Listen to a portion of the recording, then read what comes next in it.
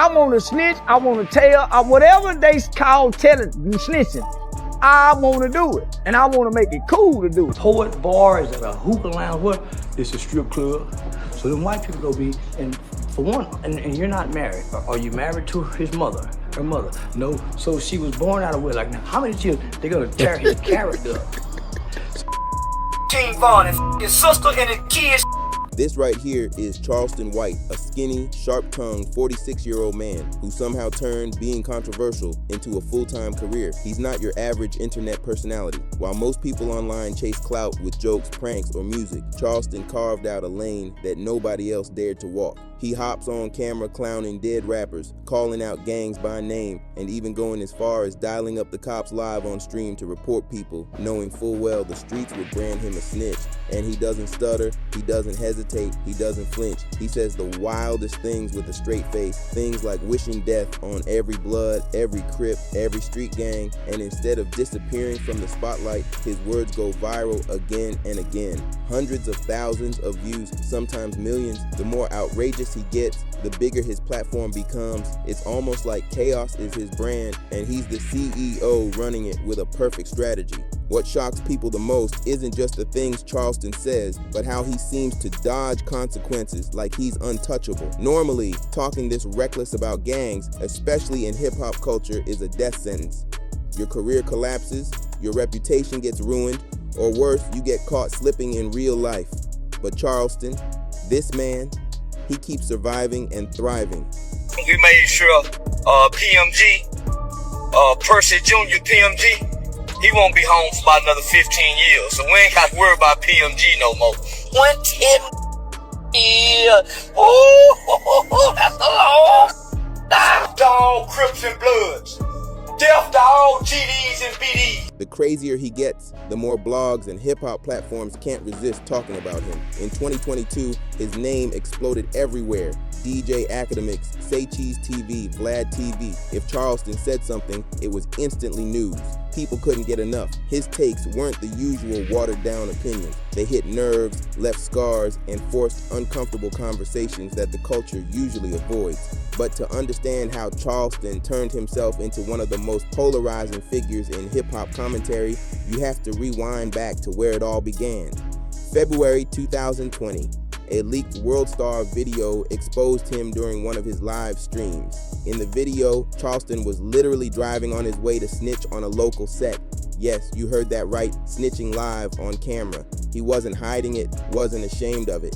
He was proud. For those who don't know, being labeled a snitch is like carrying a death warrant in the streets. Snitching means you go to the cops and expose someone else's crimes, usually to save yourself or cut a lighter deal. Once that label is stuck on you, you're marked forever. Careers end, reputations collapse, and sometimes lives are lost over it. But Charleston didn't run from it. He embraced it. He took the most dangerous label in the streets and flipped it into a lifestyle brand. He was no longer just Charleston White. He was Charleston White, the snitch, the rat, the troll, the villain that nobody could ignore. The internet didn't know what to do with him. At first, people laughed in disbelief. Who would actually do this? Who would proudly put their life on the line, openly calling out gangs and naming names? But then people realized Charleston was onto something. In today's social media world, risk equals clicks, chaos equals attention. And Charleston had just discovered the formula for going viral. Stir the pot, make the chaos loud, and watch the views roll in. Every time he went live, he turned the heat up. He would dial the police right there on camera, expose gangs by name, and then clown them mercilessly. Viewers couldn't look away. Some people dropped laughing emojis, calling him the funniest man on YouTube. Others gave him a twisted nickname, Rat Williams, because he acted like a warped version of comedian Cat Williams, only with more venom. But all that shine came with a dangerous price tag. The more viral he went, the more gangs started to threaten him. Real gang members warned him he was playing with fire, that his antics weren't a joke. They promised to handle him in real life, but Charleston, he brushed it all off. He laughed at the threats, saying the only smoke he ever got was online. Nobody, according to him, ever confronted him face to face. He wore his fearlessness like armor, using it to fuel his brand even more. What people didn't realize, though, was that Charleston's mission wasn't just about being funny or chasing clout. His whole act had a deeper layer. Beneath the trolling, the wild rants, and the internet chaos was a man with a past, a man who knew firsthand how dark the streets could get. Before Charleston ever went viral, he was already known back home in Fort Worth, Texas, not as a comedian, not as a YouTuber, but as a community activist. His dream was to push young kids away from crime, away from gangs, and into something better. And the reason he could speak on it so passionately was because he lived that life himself. Charleston's story didn't start with YouTube fame. It started in 1991 when he was just 14 years old and his life spiraled into tragedy. At 14, Charleston got caught up in a robbery gone wrong. He and his friends were trying to steal starter jackets out of a Foot Locker store when things took a deadly turn. A man named Michael Levy stepped in, trying to stop them. In the chaos, shots were fired. Levy, who had just been married 4 days earlier, was killed. Charleston and his friends drove away, laughing in the moment, not realizing the weight of what had just happened. But reality hit hard when Charleston was arrested and sentenced to 12 years for murder. He was just a kid, barely a teenager, yet his life was already stamped with the kind of mistake that usually ends everything. The details of that case were chilling. Witnesses said Levy pounded on their windshield until the teens threw the stolen jackets out. Then, one of Charleston's friends, Doolittle, allegedly shot him in the back as he walked away. Charleston ended up testifying against the others, and the system locked him down. He spent his entire childhood and teenage years behind bars, growing up in juvenile lockup. For most kids, prison at that age would destroy them. But Charleston didn't just survive, he adapted. While locked up, he joined the Rollin 60s Crips and quickly rose through the ranks, even becoming a gang leader before he turned 21. By the time he walked out in 1998, Charleston was hardened, seasoned by prison politics, and fully aware of the world he was walking back into. But here's where his story flips. Unlike most, Charleston didn't go back to the streets. He shocked everyone by turning his life around. The catalyst? Forgiveness. The family of Michael Levy, the man who had lost his life during Charleston's crime, chose to forgive him. Imagine that. The family of a man who was murdered, looking at the teenager responsible and choosing mercy instead of revenge. That moment hit Charleston like a lightning bolt. Combined with mentorship from correctional officers who saw potential in him, he began to believe his life could stand for something more than violence. He credits those experiences as the spark that shifted his mindset. From that point on, Charleston was obsessed with law, order, and pushing for change. He once said that jail was the best thing that ever happened to him, even going as far as claiming that prison was the best thing for black people since the civil rights movement. That statement alone sums up his worldview. While most people see jail as punishment, Charleston saw it as reform. Death to all Crips and Bloods. Death to all GDs and BDs. In his eyes, spending a few years behind bars or in the military was better for young black men than going to college. It was controversial, sure, but for him, it was rooted in lived experience. When Charleston walked free, he put his money where his mouth was. He studied criminal justice at a Texas university for 3 years, sharpening his knowledge of the system that had once swallowed him whole. Then, in 2014, he founded HYPE, helping young people excel. The program was designed to steer kids away from gangs and give them a real shot at life without ending up in a prison cell or a casket.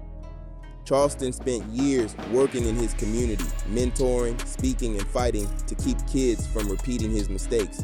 But here's the thing, being wholesome only gets you so far. Charleston realized quickly that positivity doesn't always cut through the noise in today's world. Nobody goes viral for giving motivational speeches. Nobody trends on Twitter for being reasonable. So he pivoted. He figured out if he really wanted his message to spread, he had to package it in controversy. He had to stir the pot, push buttons, and piss people off enough that they couldn't ignore him. And one of the biggest examples of this strategy was how he went after King Von. There are thousands of clips of Charleston tearing into the late Chicago rapper, and the words are brutal. Many people can't even stomach watching them, but Charleston swears there's a purpose behind the madness. When King Von was killed in November 2020 during a violent altercation with rapper Quando Rondo, the internet flooded with love, praise, and tributes. Von was painted as a legend, a hero, Charleston wasn't buying it. He blasted Von's legacy, saying he deserved what happened because he glorified the violence that took so many lives. Charleston pointed to one case in particular, the killing of 15-year-old Shali Tuka Gregory. Tuka was just a kid standing at a bus stop when a car rolled up and sprayed bullets. He was killed on the spot. Instead of honoring his memory, rappers turned his name into slang. Smoking Tuka became a punchline in drill music, repeated by King Von and others. Charleston saw that as one of the ugliest hypocrisies in hip-hop. A child was murdered, mocked endlessly in songs, and the culture celebrated it. So when people lifted Von up after his death, Charleston called out the double standard. Even though Von had been arrested multiple times for bodies linked to his name, he always walked free. Some fans took that as proof of his innocence. Charleston took it as proof of a broken system, pointing out that every victim tied to Von's cases was dead before trial. In Charleston's eyes, that meant justice never had a chance. So why should the streets worship a man who bragged about murders in his music? Of course, those comments lit a fire online. Von's gang, the Black Disciples, and countless rappers affiliated with him were furious. They warned Charleston that his mouth would get him killed. Affiliates from O Block flat out told him not to come to Chicago alive. The threats were everywhere, but Charleston didn't flinch. He leaned in harder, taunting them, knowing his ties to law enforcement acted like a shield. He played the game his way, reckless, bold, untouchable. He didn't stop with Von. Charleston dragged Von's family into his rants and even went after other rappers. At one point, he said he hoped YNW Melly would die in jail the same way Von died in the streets, since Melly was accused of killing 2 of his own friends. That statement alone sent shockwaves through hip-hop. But here's the twist. Scroll through the comments under Charleston's videos, and you'll find thousands of people agreeing with him. Fans calling him a truth teller, dropping comments like, 8 minutes of straight facts, protect this man at all costs. For every hater threatening him, there were just as many supporters cheering him on. Not everyone was laughing though. The tension reached a boiling point when Chicago drill rapper 600 Breezy ran into Charleston after hearing his rants about Von. It was a tense moment. Charleston's words had cut deep, especially for those close to Von. But instead of backing down, Charleston stood tall. A video later surfaced showing him doubling down on everything he'd said, even trying to convince Breezy that his take was the raw, uncomfortable truth. Bro is a menace. That's what fans were saying after the clip started making the rounds online. And honestly, menace might be the only word that really fits Charleston White at this point. Because while most people would have slowed down after clashing with somebody like 600 Breezy, Charleston did the exact opposite. Instead of cooling off, he jumped straight back on social media and made an announcement. If things ever went left with Breezy, he was calling the cops without hesitation. That move right there told everybody exactly who Charleston was. He wasn't playing street politics. He wasn't trying to look tough. He was telling the world flat out, if you come at me, I'm not fighting you in the alley. I'm dialing 911, and the craziest part, it worked. Even 600 Breezy himself later admitted that was the exact reason he left Charleston alone. He knew Charleston wasn't bluffing. Most rappers live by a code, but Charleston's code was different. Get the law involved first and stay alive. That strategy became his calling card. Instead of doubling down, he quadrupled down. Night after night, live after live, he went on social media trashing King Von's name, dissing gangs, dragging rappers. When he was shot. But I always had my dreams of my Prince Charming. I found him. And it's hard to believe I did. And I believe in fairy tales because he made my dreams come true. And they took that away. And clowning anyone who tried to step up. And every single time somebody threatened him, he picked up the phone and called the police. He refused to ever let the beef go physical. In a world where rappers thrive off violent reputations, Charleston flipped the game by being loud, shameless, and the first to call the cops. And the wildest of all, his method worked again and again. Word started spreading that Charleston wasn't just talking. He was actually helping law enforcement behind the scenes. By mid-2022, rumors swirled that he had a direct hand in getting 3 O Block members arrested. Then came the case that blew people's minds.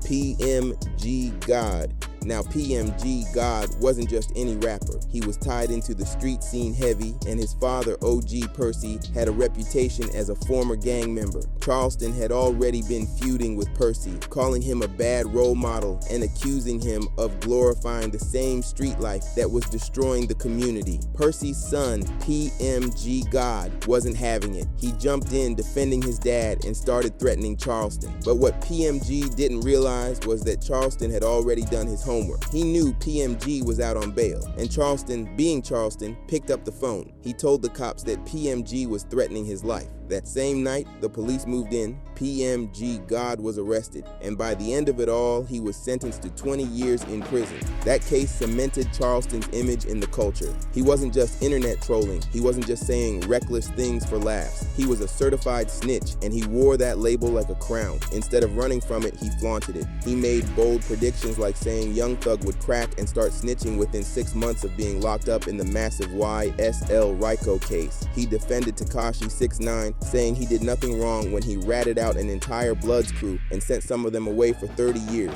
In Charleston's mind, snitching wasn't shameful, it was survival. He even floated the idea of starting a youth snitching program, teaching kids to see calling the cops not as weakness, but as power. And sometimes Charleston didn't even need to make the call himself. He had a way of tricking rappers into snitching on themselves. A man who killed black people. A man who was accused of killing a black girl. So you mean to tell me he's celebrated, right? You got celebrities who take pictures in front of his mural. What about his victims' family? What about the people he's been accused of? Why don't y'all ever speak for them? That he didn't do it, but because the victims came up. Like the time he called out Quick Flip Vino and Flo Malcolm. These two bragged online that Charleston was banned from Atlanta. Charleston baited them into thinking he was in the city, while in reality, he was chilling miles away in Miami. They ranted, they threatened, they broadcasted their rage.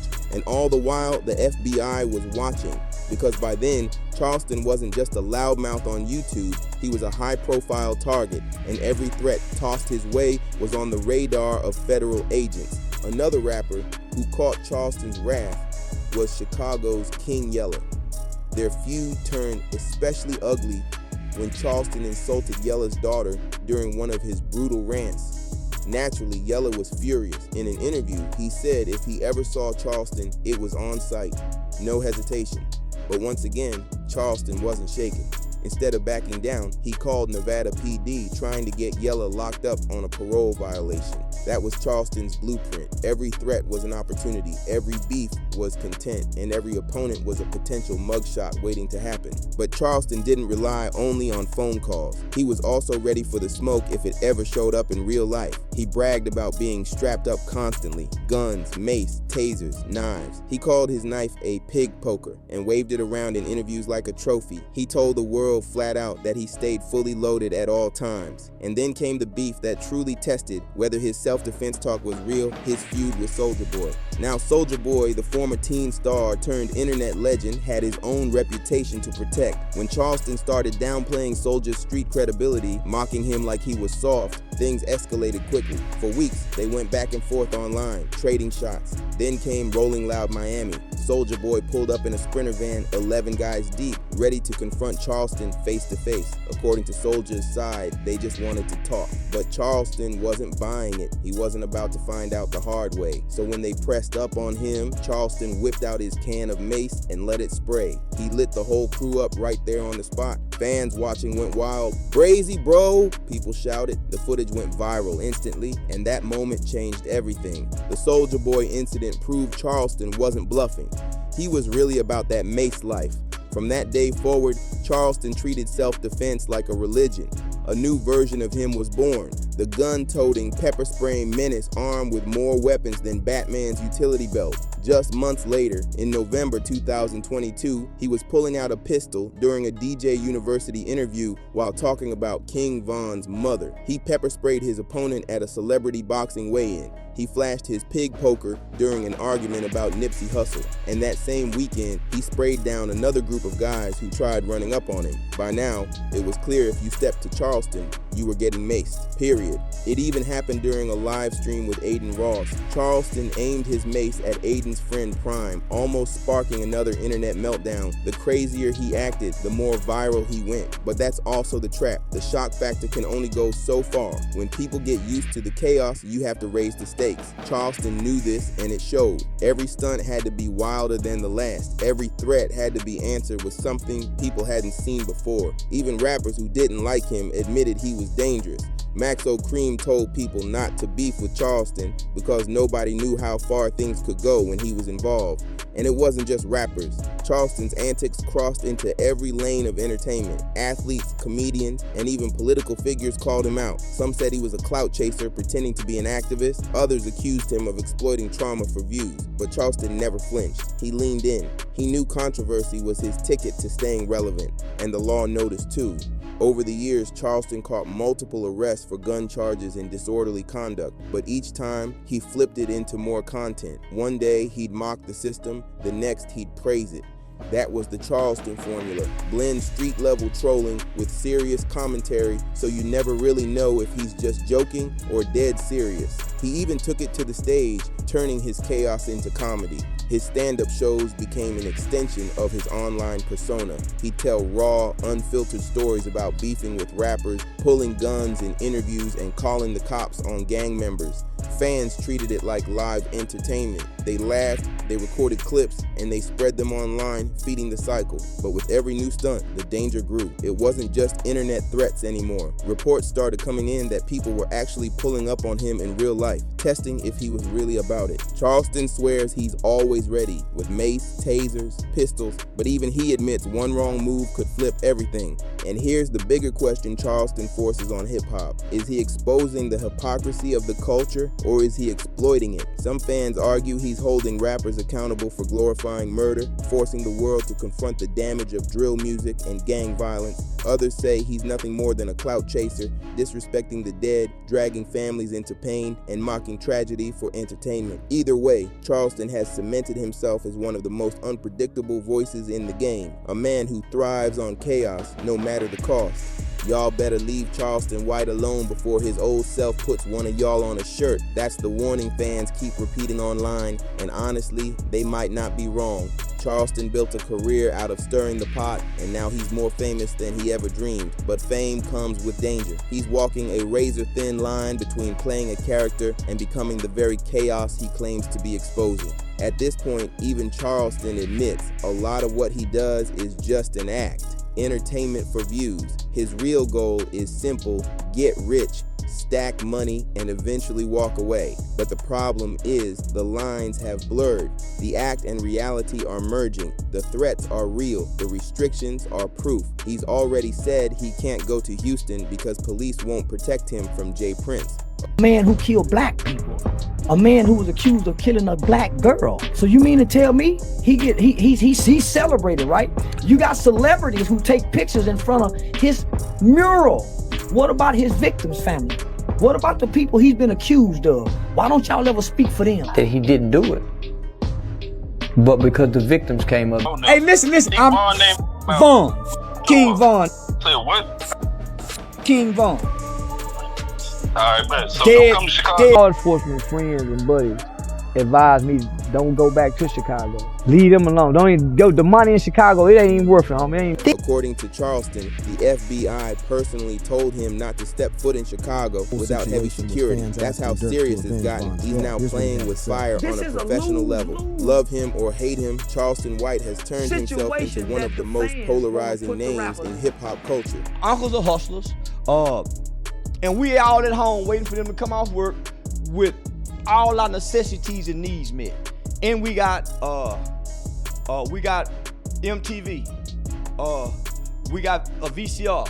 So you gotta remember, homie, when I'm born into the world, Superfly in the Mac is like Dr. King and Malcolm X in the black entertainment world.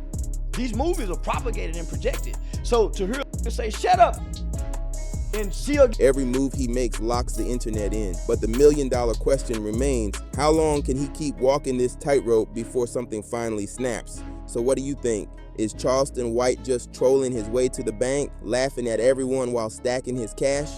or is he one beef away from losing it all? Either way, one thing's for sure, the world can't stop watching.